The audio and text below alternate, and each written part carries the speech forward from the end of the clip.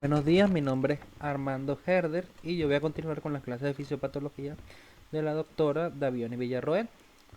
Este día voy a hablarles un poco sobre lo que son las vasculitis. Las vasculitis no son más que inflamación en las paredes de los vasos sanguíneos o en las paredes vasculares. Vamos a encontrar que los síntomas de esta enfermedad es variable y depende del tejido afectado principalmente. Afecta generalmente vasos de pequeño calibre, aunque también pueden afectar vasos medianos y grandes. Y los mecanismos patógenos van a abarcar estos dos mecanismos básicos, que son la inflamación inmunomediada, que es producida por una reacción inmunitaria hacia al endotelio vascular, y invasión de organismos patógenos, que se pueden diseminar y también producirme daño en el endotelio. Vamos a encontrar que básicamente estos trastornos son interdependientes, o sea, sinergizan entre ellos para producir la inflamación. ¿Por qué?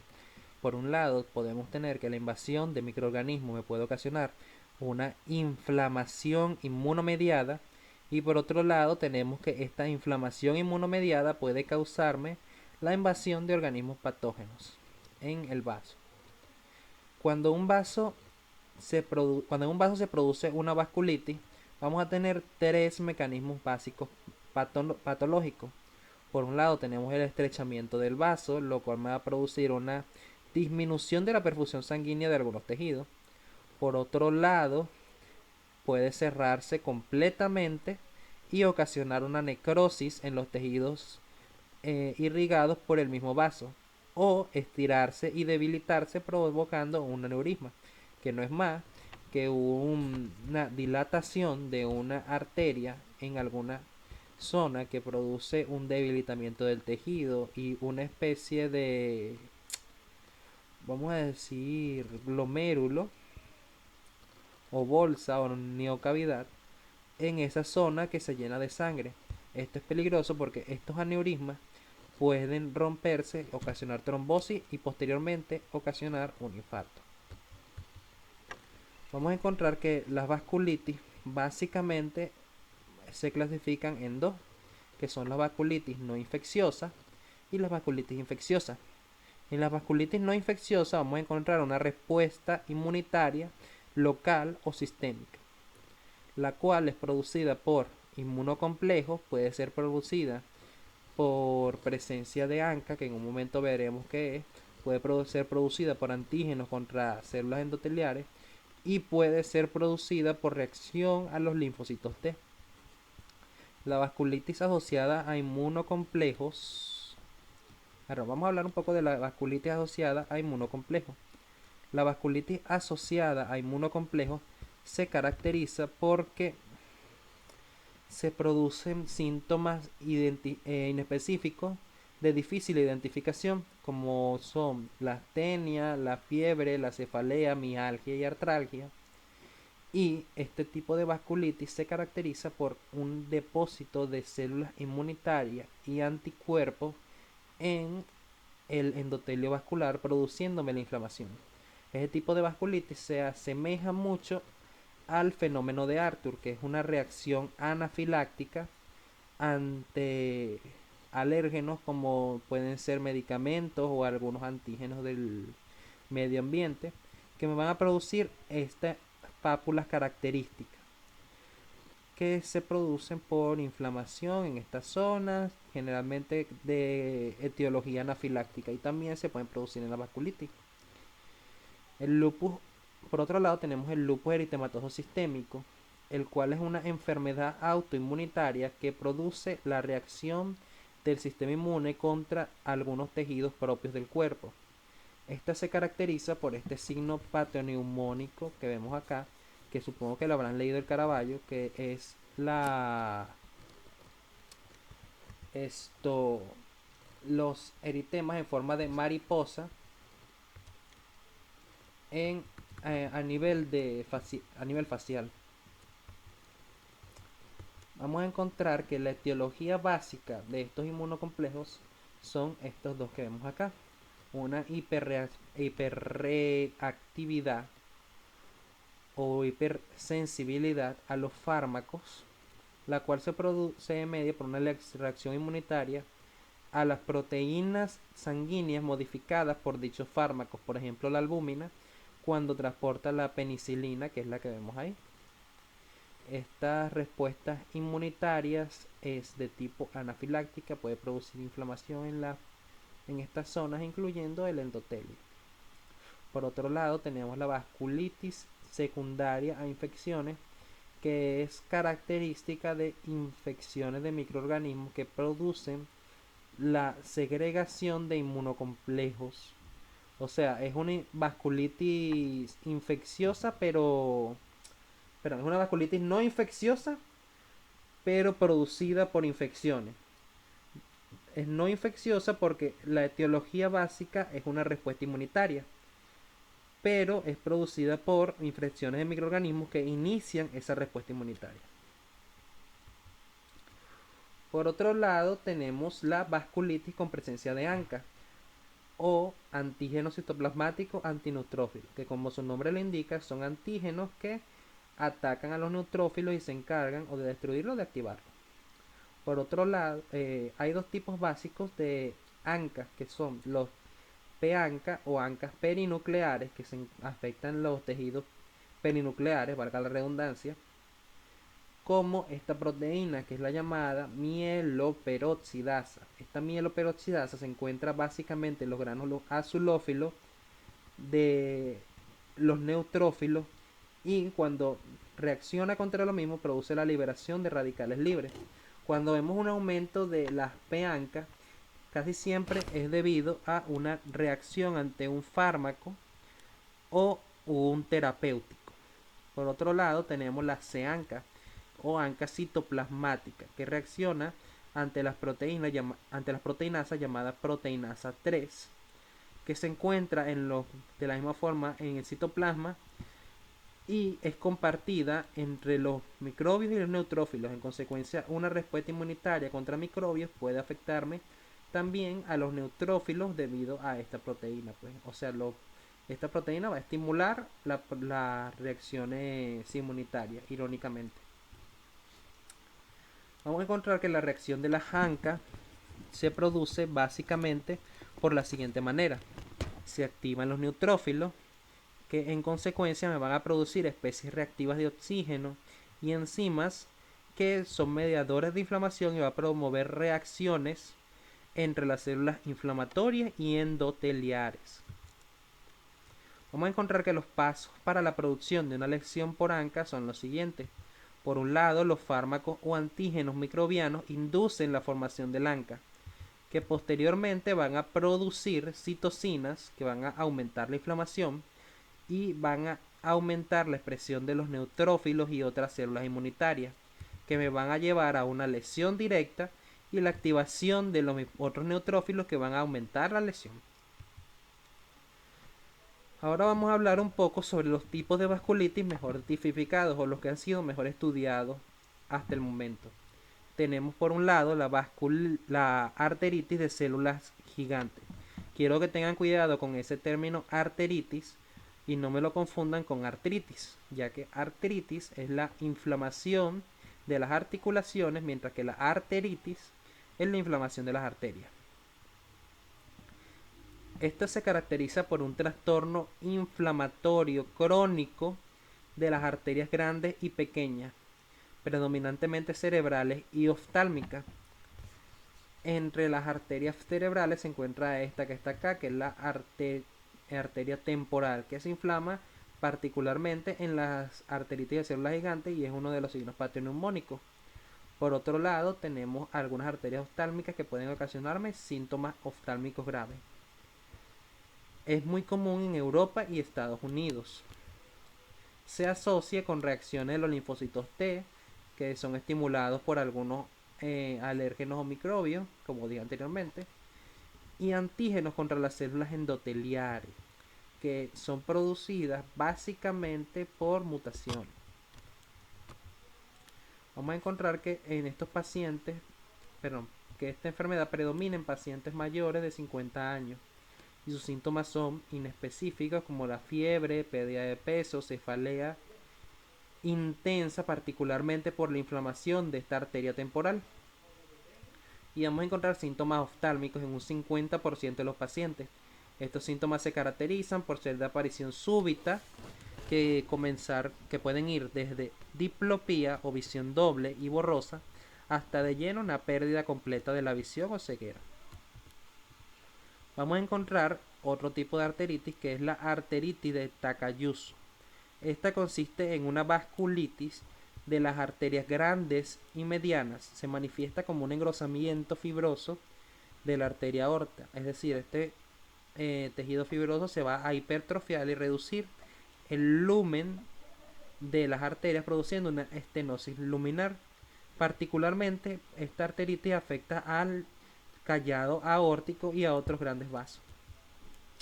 Se diferencia de la arteritis de células grandes en que esta se produce en pacientes generalmente menores de 50 años, mientras que la arteritis de células grandes es producida en pacientes mayores de 50 años.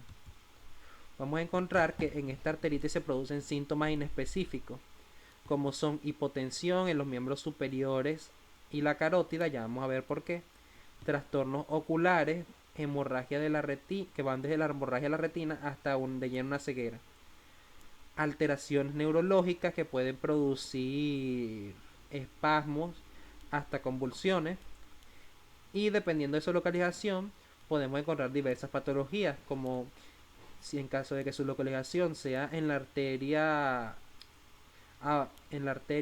aorta distal, vamos a encontrar claudicación de los miembros inferiores, que son espasmos a nivel de las arterias tibiales hasta las arterias pedias, que pueden ocasionarme parestesia en los miembros inferiores, así como dolor articular en esta zona. Vamos a encontrar que durante la afectación de la arteria pulmonar se produce un déficit de perfusión y de oxigenación de los tejidos y afecta principalmente al pulmón. En caso de que afecte las arterias coronarias, puede producir neurisma o incluso llegar a un infarto agudo al miocardio. Y en las arterias renales puede producir daño renal, que me trae como consecuencia hipertensión. Este arteritis es muy curiosa porque puede producirme hipotensión por un lado e hipotensión por el otro. Aquí les puse una imagen de anatomía del callado aórtico para ubicarlo aquí. Cuando se produce inflamación en esta zona del callado aórtico, pasa menos sangre oxigenada hacia esta zona. En consecuencia, estos vasos que se encuentran encima del callado aórtico, que son los vasos carotidios y subclaviculares, van a producir hipotensión en estas zonas debido a que no reciben suficiente perfusión sanguínea. Estos va a producir hipotensión en los miembros inferiores y hipotensión en las arterias carotidias. Por otro lado, si se produce en zonas más distales, va a producir hipoperfusión o flujo anómalo en los miembros inferiores, como mencioné acá. Pero en caso de la arteria renal, va a producir una hipertensión arterial. Por otro lado, tenemos que en esta zona se encuentran los varoreceptores, que son receptores neurológicos que se encargan de regular la presión arterial que sale del corazón en esta zona. Entonces, cuando se produce inflamación en esta zona, se alteran los varoreceptores y podemos encontrar también variación de la presión arterial entre una hipotensión y una hipertensión arterial. Como pueden ver acá, esta es una imagen de la hipertrofia del tejido fibroso de esta zona y vengan la reducción del lumen a prácticamente nada. O sea, el flujo sanguíneo aquí debe ser con una presión demasiado alta y no produce necrosis en las zonas más distales. La siguiente patología que vamos a ver es la PAN, y no me refiero a la harina PAN, me refiero a la panarteritis nudosa o enfermedad de Kussmaul. Esta es muy mencionada en el Caravaggio, sobre todo en la parte de lesiones cutáneas. Vamos a encontrar que esta vasculitis es una de las vasculitis sistémicas de arterias de pequeño y mediano tamaño. que afectan vasos renales y viscerales, pero no necesariamente la circulación pulmonar, a diferencia de las otras dos arteritis. Uno pensaría que las arteritis de vasos de menor tamaño son menos complicadas, pero en realidad estas arteritis son complicadas y peligrosas, como algunas de las chamas que quizás conocerán.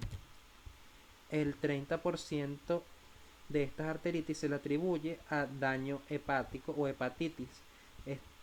El hígado se encarga de, vamos a decir, procesar o excretar algunos antígenos inmunitarios producidos en esta zona.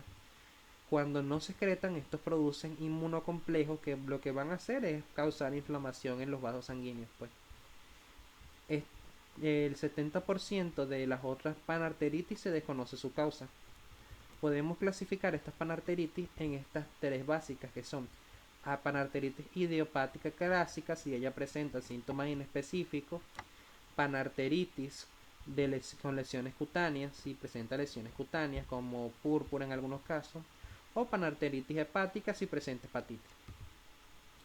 La población diana de esta panarteritis es adultos jóvenes principalmente, aunque también se puede presentar en una población geriátrica o pediátrica. Vamos a encontrar que las manifestaciones son derivadas de la isquemia o infarto del tejido, y la sintomatología episódica puede ser variable y remitente, es decir, es multifacética. Los síntomas se presentan, luego pasan cierta cantidad de días sin presentarse, luego se presentan otra vez, algo así como una mujer con el periodo, bueno, así. Esta sintomatología clásica vamos a encontrar hipertensión arterial, que es producida también por afectación de la arteria renal, dolor abdominal, eje sanguinolenta, mialgias difusas, neuralgias persistentes, que pueden complicar este síndrome. Aquí podemos presenciar algunas de las lesiones difusas que se producen en esta panarteritis nudosa. Como se produce una obstrucción de la irrigación de esta zona, pueden producirse estas lesiones necróticas en la piel. La siguiente arteritis que vamos a ver es la enfermedad de Kawasaki. Esta enfermedad de Kawasaki es una enfermedad característica de pediatría, ya que se produce principalmente en infantes, lactantes y niños menores de 4 años, principalmente, es decir, un 80% de estos pacientes son menores de 4 años. Vamos a encontrar que es la principal causa de cardiopatías en niños, debido a que puede producir aneurismas que se complican y generan infarto agudo al miocardio. La arteritis está asociada a vasos pequeños, medianos y grandes. Esta se desconoce como tal su causa, pero se le atribuye a algunas infecciones víricas, ya que los virus son culpados de todo. Bueno, el daño tisular es mediado por linfocitos T, monocitos, macrófagos que se acumulan y producen daño tisular y daño endotelial. Pues. Las manifestaciones básicas pueden presentarse como eritemas y ampollas, como pueden ver acá, descamación de los labios, este signo pationeumónico que es la lengua en fresa, y pueden presentarse edemas y eritemas tanto en las manos como en los pies. Se presentan hipertrofia de los vasos de los ganglios linfáticos, con lo cual vamos a ver linfoedemas en algunos de estos pacientes. Podemos encontrar que 20% de estos pacientes presentan síntomas cardiovasculares, por lo mismo que les mencioné anteriormente, y por la misma arteritis, o sea, arteritis, aneurisma, pueden progresar infarto, puede producir trombosis, etc. El tratamiento con inmunoglobulinas intravenosa y ácido acetilsalicídico reduce muchísimo el riesgo a la enfermedad cardiovascular en estos pacientes. Otra característica de las arteritis es que la mayoría son tratadas con corticosteroides que reducen la respuesta inmunitaria, ya que, bueno, sobre todo estas arteritis que son de etiología inmunitaria, pues. La siguiente que vamos a ver es la polivasculitis microscópica. Esta polivasculitis microscópica se caracteriza por una polivasculitis necrosante que va a afectar a los capilares, arteriolas y vénulas. A diferencia de la poliarteritis nodosa, todas estas lesiones parecen presentarse en simultáneo. Pues en la poliarteritis nodosa ellas se presentan de manera secuencial, pero aquí se presentan todas en un solo tiro, pues. Pueden afectar la piel, mucosas, encéfalo, intestino, corazón. Produce glomerulonefritis necrosante, con lo cual también se me puede complicar con hipertensión en un 90% de los pacientes. Y produce capilaritis pulmonar, lo cual me puede tener concomitante síntomas de cianosis. Vamos a encontrar que puede ser causada por respuestas ante antígenos en particular. Puede dar un lugar a un depósito de inmunocomplejos que me va a producir la inflamación, o en su defecto ser producida por los mismos ANCA. Algunos de los síntomas que se presentan en esta vasculitis pueden ser hemoptosis, hematuria, proteinuria, hemorragia intestinal, dolor, debilidad muscular, púrpura cutánea y daño cerebral. Aquí pueden ver una muestra de la necrosis que se produce en los vasos distales de los miembros superiores. La siguiente que vamos a tratar es la granulomatosis con eosinofilia o síndrome de Churg-Strauss. Esta se caracteriza por una inflamación de vasos pequeños y medianos asociados con eosinofilia. Esto me va a generar síntomas respiratorios como asma, como rinitis, etc. Se asocia con la reacción a los ANCAs. Y los vasos inflamados pueden afectar diversos sistemas de órganos como pulmones, tracto gastrointestinal, piel, corazón, sistema nervioso. O sea, lo que venimos viendo desde hace rato con las arteritis, pues. Los síntomas son muy variables, sin embargo, podemos clasificarlo en 3 etapas básicas. La fase prodrómica, que se caracteriza por asma, rinitis alérgica, enfermedad de Leno, fiebre de Leno, sinusitis. Básicamente infecciones a nivel de las vías respiratorias altas. La fase eosinofílica, donde ya va a haber segregación de eosinófilos a distintos tejidos. Aquí se me puede complicar con lesiones a nivel de la piel, lesiones muscular, lesiones a nivel gástrico. En las lesiones a nivel de la piel pueden ver estas que se encuentran acá. Por otro lado, terminamos con la base vasculítica, en la cual se caracteriza por la vasculitis y la obstrucción de los vasos en esta patología, pues. Un medicamento que ha sido aprobado recientemente para el tratamiento de este tipo de infección, de este tipo de patología, es este medicamento, mepolizumab o Nucala, que es su nombre comercial. También es tratado con corticosteroides para reducir la respuesta anafiláctica, pues. Podemos encontrar en esta patología enfermedad multisistémica complicada con enfermedad cutánea, digestiva, renal y miocardiopatías en un 60% de los pacientes. El siguiente que vamos a ver va a ser la enfermedad de Becker. La enfermedad de Becker es una vasculitis neutrófila también de vasos pequeños y medianos.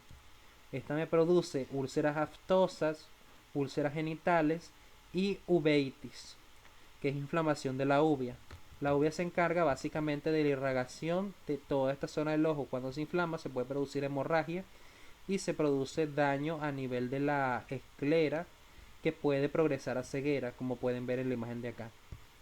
Estos pacientes pueden presentar manifestaciones digestivas, pulmonares, mortalidad asociada con alteraciones neurológicas o incluso la ruptura de aneurisma, como algunas otras de las arteritis que vimos anteriormente. Se caracterizan por producirse debido a haplotipos, es decir, a trastornos genéticos, y con respuesta inmunitaria cruzada mediada por linfocitos TH17, que contribuyen a reclutar los neutrófilos. O sea, es producido por ANCA y es producido por una respuesta mediada por linfocitos. Vamos a ver acá la siguiente, que es la granulomatosis con polivasculitis o granulomatosis de Wegener, también es llamada poliangitis. es una vasculitis necrosante caracterizada por granulomas a nivel de las vías respiratorias altas o bajas. Esto produce una vasculitis necrosante o granulomatosas de vasos medianos y grandes que me van a traer como consecuencia una afectación de los pulmones y las vías respiratorias altas. Por otro lado, un concomitante a glomerulonefritis no focal necrosante en algunos casos, lo cual también me trae hipertensión. Vamos a encontrar que se encuentran dos formas básicas de la enfermedad, como son las formas limitadas, que se van a encontrar básicamente en las vías respiratorias, y las formas generalizadas que afectan ojos, piel, corazón y otros órganos. La hipersensibilidad mediada por linfocitos o microorganismos va a ser la etiología básica de este trastorno. A su vez, la presencia de ANCA va a representar un 90% de los casos. Vamos a encontrar que los pacientes que sufren esta enfermedad generalmente son hombres mayores de 40 años y el cuadro básico está conformado por neumonitis. Quiero que lo diferencien de la neumonía, debido a que la neumonía generalmente es por infecciones. La neumonitis es más que todo por reacciones inflamatorias anafilácticas.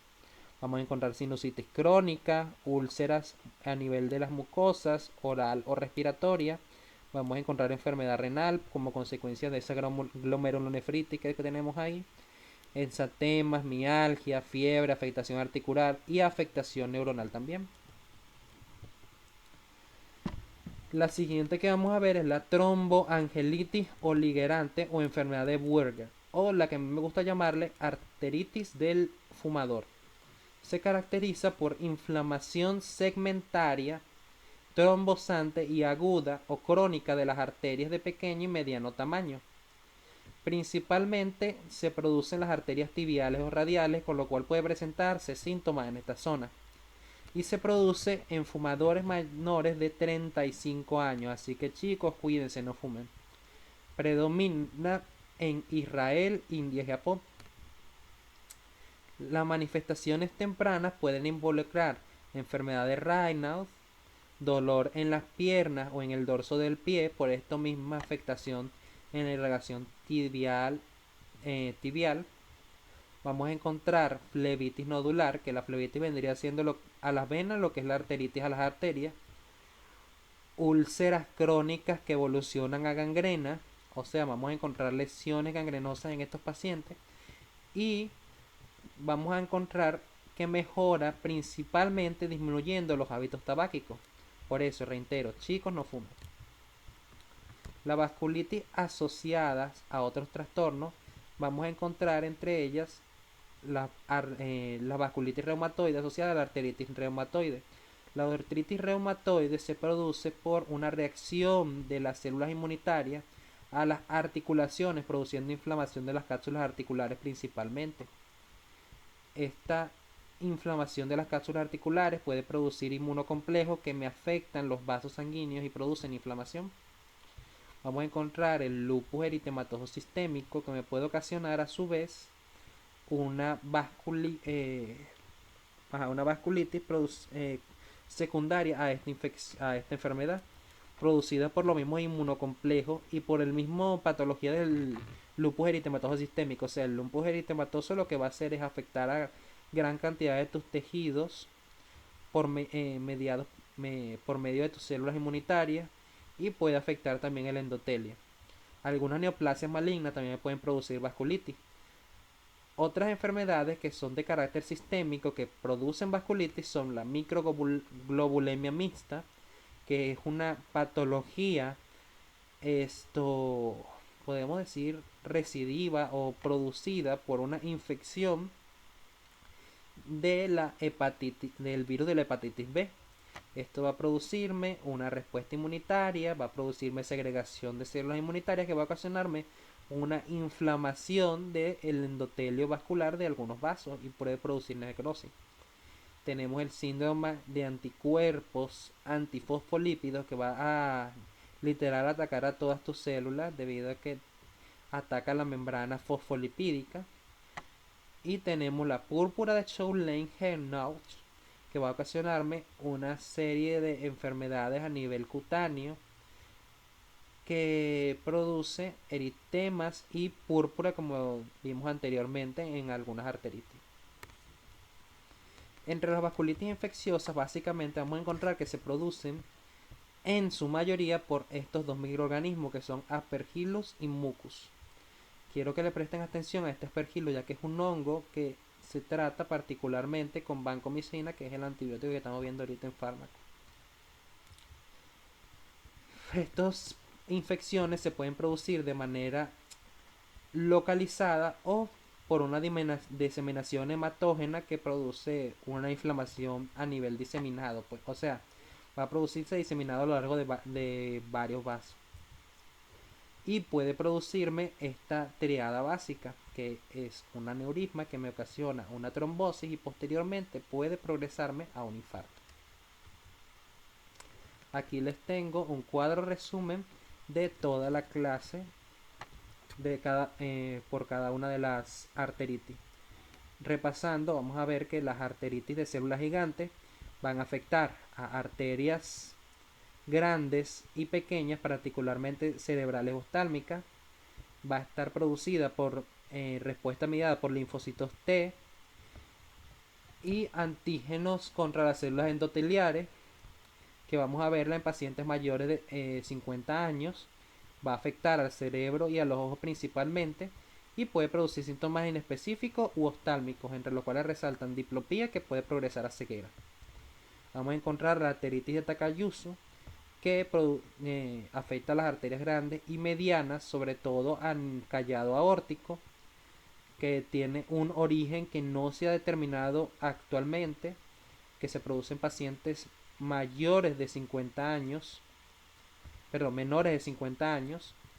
Afecta sobre todo a los pulmones, corazón, cerebro, ojos, riñón, y se caracteriza por una hipotensión mezclado con hipertensión en algunos pacientes o en algunas zonas en consecuencia. Vamos a encontrar hipotensión de los miembros superiores e inferiores, trastornos oculares, alteraciones neurológicas, etc. Vemos acá la panarteritis nodosa, que se presenta más que todo en arterias pequeñas y medianas que afectan a los vasos renales y viscerales. Vamos a encontrar que esta es producida por hepatitis e inmunocomplejos y se produce en adultos jóvenes principalmente. Vamos a encontrar que afecta el hígado, riñón y piel, dependiendo del tipo de panarteritis nodosa del que estemos hablando. Y se caracteriza por hipertensión, cese sanguinolenta, dolor abdominal, mialgia, neuralgia, etc. La enfermedad de Kawasaki, vamos a encontrar que afecta principalmente a vasos pequeños y medianos y grandes. Vamos a encontrar que se produce por infecciones víricas, o se cree que se produce por infecciones víricas, y se produce por daño mediado por monocitos, macrófagos y linfocitos T, que se producen lactantes menores de 4 años, o sea, en pacientes pediátricos, que afecta principalmente la piel y el corazón y que produce eritemas en la boca, lengua de fresa, no se olviden de esto, que es un signo pationeumónico, edema a nivel de las manos y pies, hipertrofia de los ganglios, aneurisma coronario, etc. Vamos a encontrar polivasculitis microscópica, que afecta principalmente a los capilares, arteriolas y vénulas. Vamos a encontrar que es producida por una respuesta antígenos, depósitos inmunocomplejos y las famosas ANCA, que no tiene un grupo de pacientes específicos a los cuales afecta, sino que afecta a todo el grupo de pacientes, que puede afectar piel, mucosas, encéfalo, intestino, corazón, pulmones, riñones y músculos, y que se caracteriza por glomulonefritis necrosante, capilaritis a nivel pulmonar, hemótosis, hematuria, hemorragia intestinal, mialgia y púrpura. Vamos a ver el síndrome de Chun-Strauss. Antiguamente este es el nombre, síndrome de Chun-Strauss, pero actualmente es granulomatosis con eosinofilia. Por eso es que la doctora nos estaba mencionando era este nombre durante las clases, pero es el mismo.